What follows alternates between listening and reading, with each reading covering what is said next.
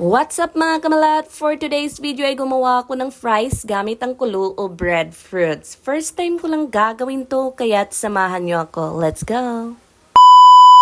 As you can see, nagdaot ang panahon sama sa akong buot karon. Hoy, OA. Tuod no, gigusla tuod ko. Ako ra diri ay isa karon sa balay kaning eskwela ang mga junakis, pati ako ba na bells ni trabaho pod.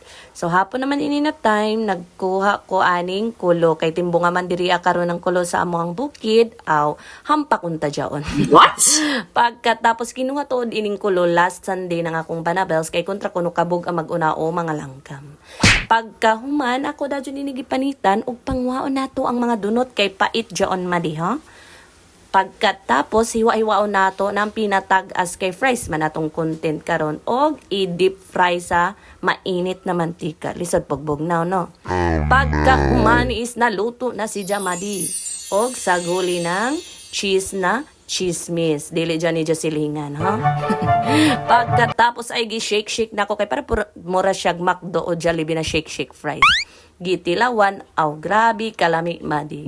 Wala man tayo laing malingi diri sa bukid, no? Kiniramang jog kolo. So, gilamian man hinuon ako mga junakis, approve man silang panlasa. Aw, kung jay jokulo, tastingin na djaon. Thanks for watching. Bye!